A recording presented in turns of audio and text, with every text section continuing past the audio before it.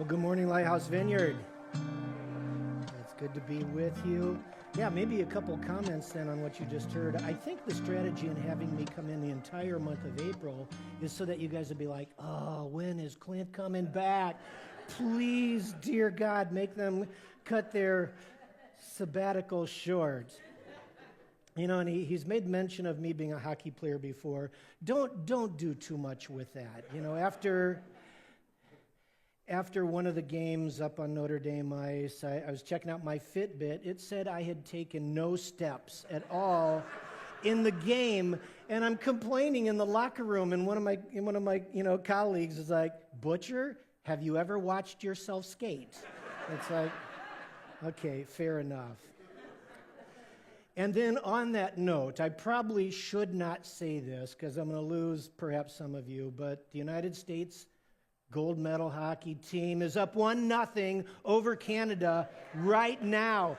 Okay, you guys are watching it back there. You are watching a hockey game during church. Keep me posted. All right. Hey, well, this morning we're continuing in your message series, Strengthen. And today's message is Strengthen through Rest. And here's a simple truth that we all know from observation, that the importance of rest has actually been built into the fabric of creation. Do you know that? We know that from farmland, for instance. It's just well established that resting the soil, either by fallowing a field or crop rotation, it's just a critical practice for sustainable agricultural production. Rest strengthens. We know that from agriculture. We also know that rest strengthens in exercise. It's critical to exercise. When we exercise hard, it actually creates tears in your muscle in a bad way. And rest then is essential for those muscles to be rebuilt, for the body to have time to repair, with the result then that you can push harder next time with increased strength and increased power, better coordination, control, and improved stamina. All that happens when we rest. Rest strengthens. And by the way, you can trust that I actually know a lot about this, because I hope it's obvious that I spend a lot of time in the library reading books about exercise, right? I don't even do that, actually. So creation itself testifies to the importance of rest. Strength does not come from constant pushing. It requires rest as well. This is not only true of farmland and our physical bodies, but it's true for the whole of our being. God designed you such that in order to strengthen in every way, you must rest. And rest is so crucial for us that God made it one of his original Big Ten commandments, right? Exodus 28, we read the number 4. Remember the Sabbath day to keep it holy. Now, a little audience participation here. Now, for how many of you grew up in homes where keeping the Sabbath holy meant going to church on Sunday morning, probably Sunday night, minding your P's and Q's, and heaven forbid that you should do anything fun? Anybody grew up in homes like that? Yeah, that was kind of the home I grew up in. Okay, how many of you grew up in homes where keeping the Sabbath meant sleeping in on Sundays, not going to church, and maybe playing some golf or watching football and drinking beer all afternoon? Okay.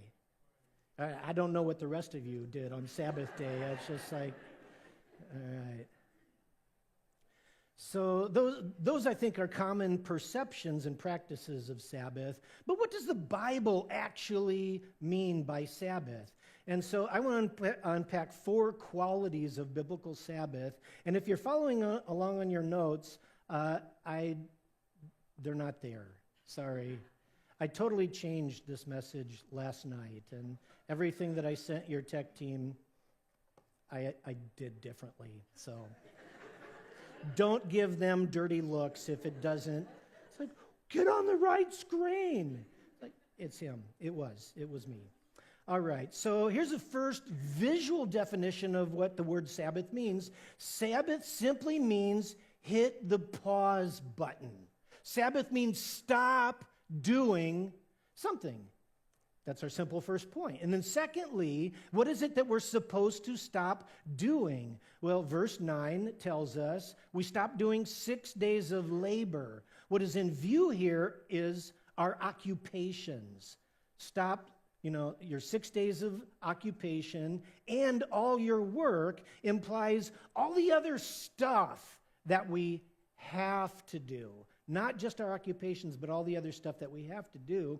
And then verse 10 goes on to broaden the scope of Sabbath. Don't do any work. Say any work.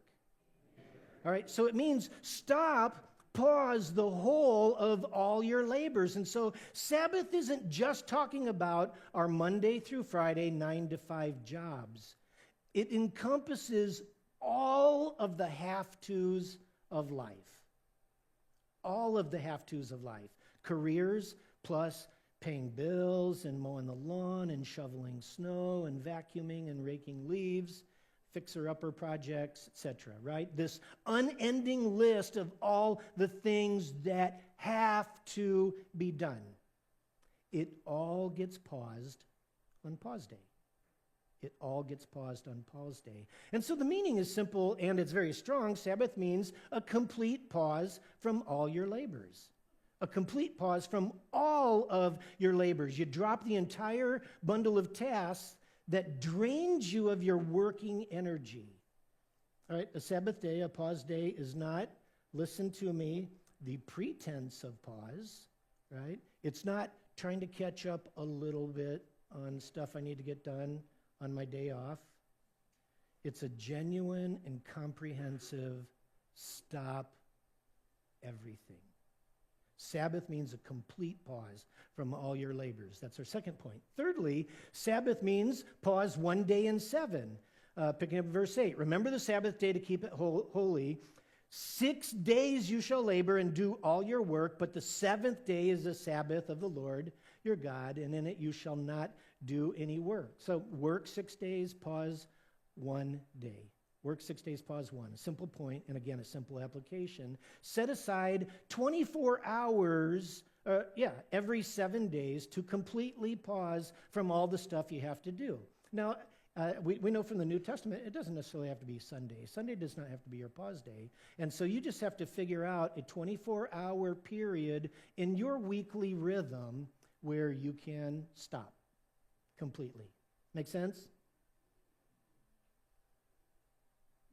1 day in 7. And so here's some practical application then, as opposed to everything else I've been saying, which is completely impractical. This is practical. So don't rest on your pause day by doing more of what drains you in your labors. All right? And so if you sit on a computer all week, don't pause on your computer. Put it on a shelf and go throw a frisbee. All right? If you spend your work week on loud, noisy machines, go for a walk in the woods. Go fishing. Do something quiet. If you sit all week in a cubicle, at a desk under fluorescent lights, go outside and reintroduce yourself to this thing called sunshine. All right? Do something different than your ordinary labors. Sabbath is not inactivity. It's intentional cessation from the occupational and life obligations that demand and drain your personal resources. And replacing it with something that refills your tanks, your heart, your body, your mind, and your spirit. And so here's a question to think about, something to work out. Moms, when is your pause day? Have no idea. A man's work is sun to sun, but a woman's work is never done. Husbands, listen to this. When is your wife's, the mother of your small children's, when is your wife getting her pause day? Yeah, that's something to think about. And no, it's actually something to do something about. So, all right. Anybody want to throw an elbow to the person next to you right now? It's okay. Just do it in love. Anybody just get elbowed? No, I won't make you say that. So quality 3, pause 1 day in 7. And a fourth quality of Sabbath is defined in the phrase, keep it holy. Remember the Sabbath day to keep it holy. And interestingly, if you don't know me, I'm a bit of a word nerd. The phrase keep it holy translates only one word in the original Hebrew. And it's a verb form of the word holy. It's a verb form of the word holy. And so a painfully literal translation would sound something like this. Remember the Sabbath day to holify it. Holify the Sabbath day. Sacredify the Sabbath day. Set it apart. And so in other words, set aside a Sabbath pause day and don't mess with it. It's holy. Holify it. And don't let anyone, yourself included, defile your sacredified pause day by getting their grubby little paws all over it. All right? That can be hard to do, right? We get that telephone call on our pause day, and the voice on the other side says, hey, I know it's your day off, but I could really use some help. Right? A legitimate need, a legitimate request. What do? Most of us say, I'll be there. Right? But in the Scripture, God gives us permission to guard as sacred a day where we have to rest. Because if we keep pushing, it tears us apart. We know it from our muscles. You keep pushing, it tears them down. You keep pushing your body, you keep pushing your heart, you keep pushing your mind, it tears you down. Your Father said it. You must rest. And so on that rest day, holify it. Set it apart as sacred. All right, so set pause day apart and don't mess with it. All right, number 5. Lastly, there's an important implication. That's not lastly for the whole sermon. That's just lastly for the first set of points. We have a bunch more to get through. We're shoehorning a lot of material into one message. So lastly, there's an important implication for us in the Father's view of Sabbath. And listen to this carefully. From the Father's perspective, the normative life is a life of work. 6 days you shall labor, but on the 7th hit the pause button. And verse 11 picks up on it. For in 6 days the Lord worked. He made the heavens and the earth, but on the 7th day he rested. And so listen to this. God created us to, like him, exert ourselves 6/7 of our time and rest 1/7. Are you hearing that? All right. I'm not making a case for a 6-day work week, but it's about rhythm. The Father ordained a rhythm of a well-lived life, and that rhythm is work hard, work hard, work hard, work hard, work hard, work hard, pause. Work hard, work hard, work hard, work hard, work hard, work hard, pause. That, says the Father, is the good life. That is a life well lived. And that's important. Listen to this. It's important because we can't have a good biblical theology of rest if we don't have a good biblical theology of work. But let's be honest. We have, in our American mentality, this tendency to think of the good life as the life of R&R, right? The good life is the life of R&R, and we believe that work is probably an evil that resulted from the fall of the human race from God's original plan, right? Work didn't show up till Genesis chapter 3, and so as a result of the fall, we have a broken world that's full of sin and pain and sickness and death and work. and zucchini. I had to get that in there. But Scripture shows us that the very first man worked in the perfect garden before the fall. Genesis 1 and 2. Work isn't a consequence. Work isn't a punishment. It's part of God's, the Father's perfect original design for our lives. And if you're not convinced of this, the Bible also gives us glimpses of the fact that there will be work in heaven. I'm sorry if that's bad news, all right? Work cannot be a necessary evil. It's a gift from the Father, and it's good. The Creator created us in His image with the capacity to create, to work, to labor, to build good things with our hands and with our minds, to cultivate His garden so that good things grow. That's good. That's the good life. And this biblical perspective of work as an eternal Father-designed good challenges our belief that the good life is a life of R&R. All right? Not so, says the Father. The good life, the normative life, is a life lived in the rhythm of work hard. Work hard, right? Six times, work hard, pause. Does that make sense? Right? And the rhythm makes sense. No, never mind. I'm going to cut that point. Right? The point makes sense, right? Work hard. We can't, you can't exercise a theology of rest if you're not exercising a theology of work. Yeah, that's all I want to say.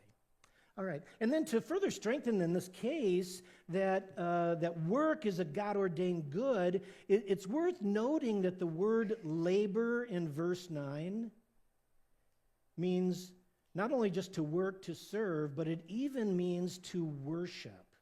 You can make a strong biblical case that the Father views our hard work as worship. We view work as secular. The Father views our work as sacred. And so when we, in expression of His divine fingerprint on our lives, when we labor, when we work, when we create, when we build, when we cultivate good in the Father's garden, we're actually worshiping Him. We're actually worshiping Him. So work is not only the good life in the Father's book, work is good worship. Work is good worship. And so, to understand rightly the Sabbath pause day as the Father defines it, we must see it as an intermission, a pause from the Father-ordained rhythm of a normative life of hard work. Okay? All right, I'm going to move on. Just kind of pulling this all together. So a holy Sabbath, as the Bible defines it for us, it's not about stiffly tiptoeing through Sundays trying not to break some rules. All right? It's just simply about this. Set aside 24 hours every 7 days to completely pause. All right? And guard your pause day as sacred and untouchable. Don't let anyone or anything mess with it, yourself included. Clear enough? Ready to move on? Okay. So our simple take-home then, just for us, simple practical application behind the Father's command to Sabbath is simply this. Should be on the screen. I grow stronger when I pause completely. I grow stronger when I pause completely. I told you, I changed it's probably not on the screen, so anyway. So I grow stronger. Say that. I grow stronger when I pause completely, weekly. All right. And listen to this. This is a little field trip or something. In Deuteronomy 12:28, the Father says this about His commands, about His commandments. Be careful to obey all my commands, like number 4, Sabbath. Be careful to obey them. And why? Because I'm going to give you the beat down if you don't? No, He says, so that all will go well with you and your children, because when you do life the way I'm telling you to do, you will be doing what is good and pleasing. You see that? The point is, if the Father says take a pause day, it's good. It's good. It makes life go well. Life goes well when I take a complete pause day every week.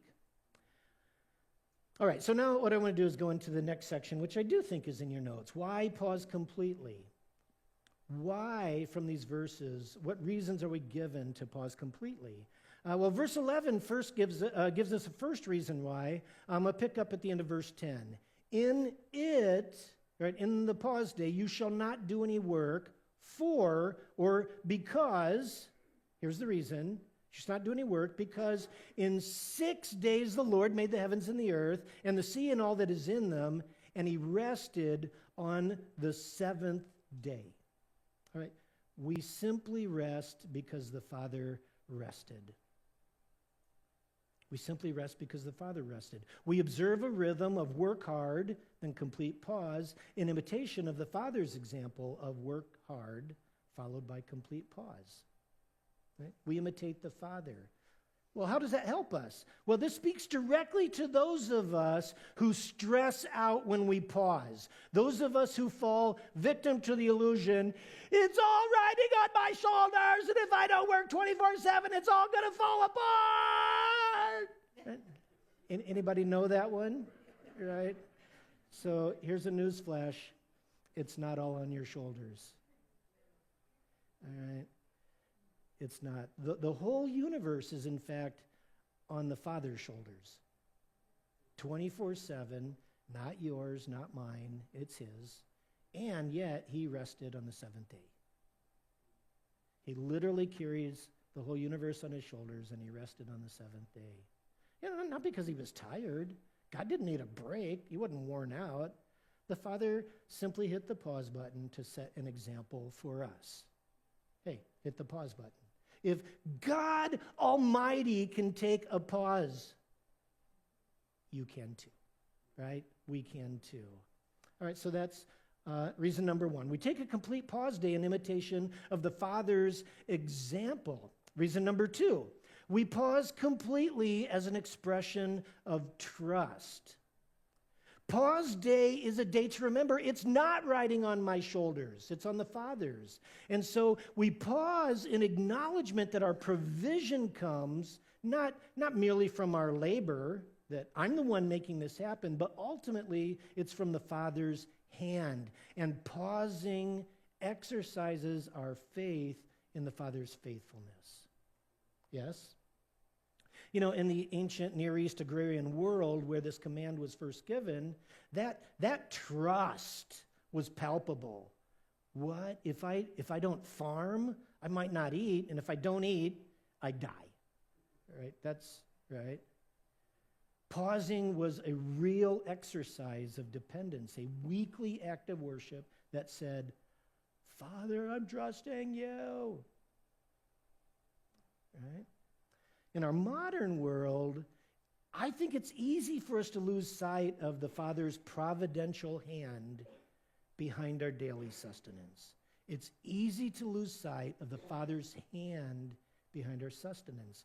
I think we unconsciously attribute provision in our lives to modern science and technology and industry and commerce and supply chain, right? Rather than God's providential faithfulness, right? I have water to drink because of Elkhart City Water and modern plumbing. Thank you, Elkhart City Water. I don't know who does water here. Somebody like that, yeah. I have food to eat because of Kroger, all right? And we forget that our utter dependence on the Father's providential hand. He could shut that hand this moment and we'd all be in trouble. We'd all be in trouble. You know, supply chain, we'd all be in trouble. You, me, Kroger, right? We'd all be in trouble. So a true pause day restores the awareness that it's God's hand behind it all. And it reorientates our hearts towards worshipful gratitude. A prayer that's lived out in action that says, I am doing nothing today as a declaration of trust, that it's not on my shoulders. My life is provisioned and sustained by you. Make sense? It's an act of trust. And then lastly, verse 11 gives us one final reason for Sabbath. Therefore, the Lord blessed the Sabbath day and made it holy. Right? The Father blesses our every seventh day complete pause. So we rest weekly, not only in imitation, not only in trust, but we rest weekly to enjoy his pleasure. I don't think that hit you. We rest weekly to enjoy his pleasure. We pause completely to experience the Father's smile. He blesses our Sabbath pause. All right, now listen, these words were written to free those of us who feel guilty when we pause. For those of us who, whenever we pause, if we ever do, hear a voice in the back of our heads that says something like, "Get up, you worthless sluggard. Do something productive with your day." All right? Anybody else know that one? Okay, 2 of us, so it's 3 of us, 4 of us. All right, so this is just for the 4 of us. The rest of you can watch the hockey game. All right, for those of us who feel guilty, Sabbath answers the voice of guilt. And whenever that accusatory voice tries to smear its grubby little guilt all over your sacred pause day, you just simply say back, I'm sorry, guilt. I'm not being lazy. I'm actually imitating the Father today by doing nothing. I'm actually worshiping the Father by doing absolutely nothing all day. In fact, I am about to worship the Father by taking a nap. A really long, worshipful nap. And by the way, guilt, when God sees me doing nothing, he's not disappointed. He's pleased. He says, "That is so good. Look at Butcher. He's doing nothing." Right? I am so proud of him. He works hard all week, and then he trusts me enough to stop. That is so good. That makes me happy. So back off guilt. Don't mess with Butcher's pause day. It's holy ground to me. It makes me happy. See, listen, the Father doesn't frown when we rest in him. He smiles. He smiles. All right, so lastly then, and I do mean lastly now, I want to talk about this notion of sabbatical. I think you have on your screen a modern definition of sabbatical. In our modern usage, it just describes a prolonged leave of absence from usually a professional occupation. It's often undertaken to achieve specific professional objectives, like you're doing some research, you're writing a book, or you're continuing in your education.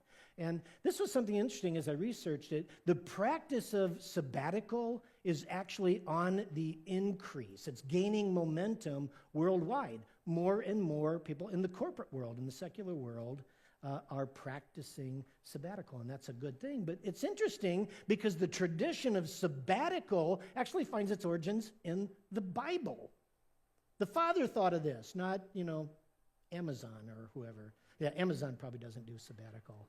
They overwork.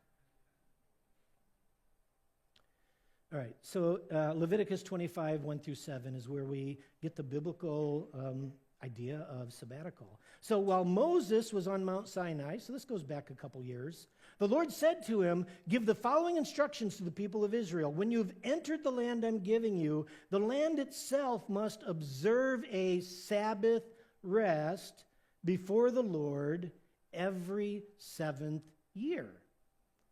A Sabbath, a rest, a pause every 7th year. And so in addition to a weekly pause, the Father also commands a rhythm of extended pause, extended rest every seventh year. And this command is the origin of what we call today's sabbatical, a rhythm of extended rest every seventh year. And then verses 3 and 4 go on to echo then a familiar expectation that the Father puts on Sabbath rest. For 6 years you may plant your fields and prune your vineyards and harvest your crops, but during the seventh year the land must have a Sabbath year of, what are the words? Complete rest. Complete rest every seventh year. It's the Lord's Sabbath year. Don't plant your fields or prune your vineyards during that year. And so sabbatical means complete rest, biblically. Complete rest, an extended full stop from our ordinary labors. And so in the ancient agrarian world, that meant you don't plant, you don't prune for an entire year. And it's a little bit different in our modern setting, right? For most of us, in a non-agrarian context, it's doubtful that our employers will give us a full Sabbath year, right? Hey, boss, next year, seventh year, I'm taking the whole year off with pay. You're good with that, right? So in a modern and largely non-agrarian society, this context, the sabbatical is going to look different in practice. But listen, the Father's heart behind the command must remain the same for us. After sustained seasons of hard work, we need to take an extended season of complete rest. Right? The principle endures even if the form changes. After extended seasons of hard work, take an extended season of complete rest. Life goes well when we do that because it's good. Life goes well when I take an extended pause every seventh year. Oh, let's read that. That's on the screen. So the take home, let's read it together and out loud. I didn't say that. Life goes well when I take an extended pause every seventh year. All right, so now I want to bring this home to Lighthouse. So a healthy biblical expression, or expectation, I'd say, for the two of you, for Clint and Rose, during their upcoming sabbatical, is not that they return having done something productive. That's the Father's expectation. No, you don't have to do something productive. You don't have to take a class. You don't have to write a book. All right? You just need to return having completely rested from your labors, and whatever that looks like for you. Now, I don't know if Eli Lilly has a different expectation on you, but anyway, church, our expectation needs to be on them. Take a complete extended pause. And if we pause, or if we stop now to answer the question, so why is sabbatical so important to you, Lighthouse Vineyard? All right, why is the concept, the practice, the command of sabbatical important? And my answer is, well, besides the fact that it's in the book, right, that's important enough, right? Besides the fact that it's in the book. All right, you think about that. But besides the fact that it's in the book, that's important. I would say it's especially important because of an all too familiar refrain to us. There's an article, which I think might be on the screen, which quotes author and pastor Pete Wilson as he spoke from the stage to the church that he started on his very last Sunday in ministry. And this is what he said: I'm tired. I'm broken. And most of you only experience what I do on Sundays, but the reality is, as a leader and the pastor of a church, what happens in between those Sundays is just as important, and it requires a lot of leadership, and it requires a lot of energy. And leaders in any realm of life who lead on empty don't lead well. And for some time now, I've been leading on empty. And so I believe that the best thing for me to do is step aside. And so I'm officially resigning. right? Another pastor in a very, very, very long line of pastors who have bit the dust, who have gone down in meteoric flames or have simply disappeared in a silent smolder. All because they were pushing too hard constantly and leading on empty because they weren't getting Sabbath. That's why sabbatical is important at Lighthouse Vineyard. And that's why I applaud you. That's why I applaud Clinton Rose and your board's decision to practice sabbatical. Besides the fact that it's in the book. I got to keep throwing that jab in. And for non-pastors, everybody here, I'd like to suggest that sabbatical rhythm is also the Father's rhythm for you vocationally, to keep you from flaming out. Sabbatical is a good thing. Try to take an every seventh year extended leave. Now, so here's the problem that you have in trying to make this happen. The board here is not your boss, probably. Right? So you're going to have to work that out with him or her. And I don't know what that looks like, but take an extended pause, rhythmically. All right, so we're going to just wrap this up. Does worship team come up afterwards? I'm sorry? Oh, just okay. All right. Worship team, don't come forward. All right, so the Father has ordained simply that we exercise a sacred rhythm of strengthening ourselves through rest of all things. We strengthen through rest. Life goes well when I pause completely. Let's say that together. Life goes well when I pause completely. Next line. In imitation of the Father's example. Next line. As an expression of trust. Next line. To experience the Father's smile. And then lastly. And life goes well when I exercise a rhythm of complete extended rest